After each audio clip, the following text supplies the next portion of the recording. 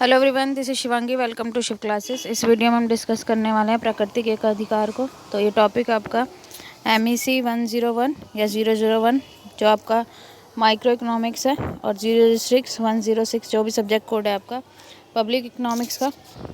तो चलिए स्टार्ट करते हैं। प्राकृतिक एकाधिकार क्या है कि ये कब उत्पन्न होता है? ये वाला नेचुरल मोनोपोली बोलते हैं इसे इंग्लिश में। जब किसी काम को स्टार्ट करने के लिए एक उच्च स्टार्टअप लागत लगती है, ठीक है, और ये जो है केवल एक फर्म को यहाँ पे निश्चित क्षेत्र में कुशलता प्रदान होती है, ठीक है, कि एक ही फर्म है जो एक प्रोडक्ट जो है उसको प्रोवाइड करा पा रही है। तो एक प्राकृतिक एकाधिकार वाली कंपनी किसी उद्योग या भौगोलिक स्थिति में एकमात्र प्रदाता या उत्पाद या सेवा हो सकती है। तो क्या है इसमें कि जो कंपनी है या जो है वो किसी भौगोलिक स्थिति में क्या है कि एकमात्र प्रदाता वही होती है, उसके अलावा वहाँ पे कोई और एंटर नहीं कर पाता है।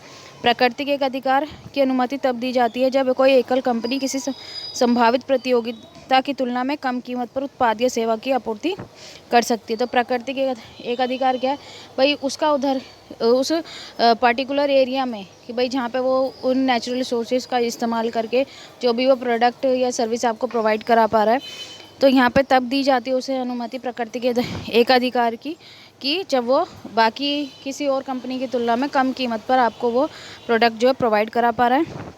तो प्राकृतिक एकाधिकार दो तरीके का होता है। पहला क्या है, जब कोई कंपनी अपने व्यवसाय संचालन के चारों ओर खाई या सुरक्षात्मक दीवार बनाने के लिए प्रवेश के लिए उद्योग की उच्च बाधाओं का लाभ उठाती है। प्रवेश के लिए उच्च बाधाएं अक्सर अचल संपत्तियों खरीदने के लिए आवश्यक पूंजी या या नकदी की महत्वपूर्ण मात्रा के कारण होती है, जो भौतिक संपत्ति या जिन्हें कंपनी की संचालित करने की आवश्यकता होती है। तो यहाँ पे क्या है कि किस तरीके से यहाँ पे दूसरी कंपनी का आना एक तरीके से बाधा बन जाता है कि भाई जो अचल संपत्तियाँ हैं, ठीक है, जिसे जल्दी से हम चेंज नहीं कर सके, जो लैंड हो गया, मशीनरी हो गई, काफ़ी महंगी होती है, तो एक पर्टिकुलर कंपनी उसे खरीद पा रही है, ठीक है, तो दूसरी कंपनी नहीं खरीद पाएगी उसे। तो ऐसे में होता है दूसरा, बड़े पैमाने पर उत्पादन छोटे पैमाने के उत्पादन की तुलना में इतना अधिक कुशल है कि एक बड़ा उत्पादक सभी उपलब्ध बाजार की मांग को पूरा करने के लिए पर्याप्त है। तो यहाँ पे जो बड़े पैमाने का जो उत्पादन है, ठीक है, वो छोटे पैमाने के उत्पादन की तुलना में क्या है, ज़्यादा अधिक कुशल है, एफिशिएंट है। तो वो बड़ा उत्पादक जो है बाज़ार की जितनी भी मांग है उस पर्टिकुलर गुड को लेकर, तो वो उसको कंप्लीट कर पा रहा है क्योंकि उनकी लागत अधिक है।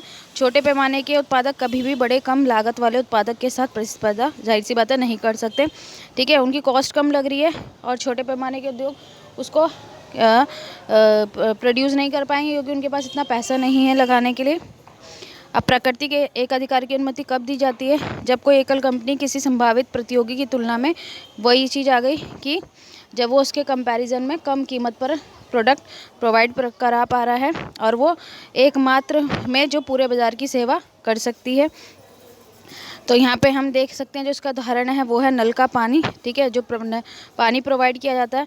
यह समझ में आता है कि सिर्फ एक कंपनी पानी के पाइप और सीवर का नेटवर्क प्रदान करती है, क्योंकि पाइप और सीवेज सिस्टम के राष्ट्रीय नेटवर्क को स्थापित करने में बहुत अधिक, जाहिर से बताए, पूंजी लगेगी, पाइपलाइन बिछेगी, घरों घरों में पानी जाएगा। अब ये तो है नहीं कि चार कंपनी आ जाएगी जो पानी प्रोवाइड करेगी, तो चार पाइपलाइन जाएंगी किसी के घर में, उसको जिसका पानी सस्ता मिलेगा, जहाँ से पानी सस्ता मिलेगा तो वो उसका जो है पाइपलाइन से कनेक्ट करेगा। तो ऐसे में क्या होगा कि ज़्यादा कॉस्ट लग जाएगी। तो इसलिए जो मान लीजिए चार कंपनी में से कोई एक कंपनी है जो कम कीमत पर ये सब चीज़ें प्रोवाइड करा पा रही है, तो उसको वहाँ पे नेचुरल मोनोपोली दे दी जाएगी। तो ये था आपको प्राकृतिक एकाधिकार। आई होप आपको क्लियर हो गया होगा।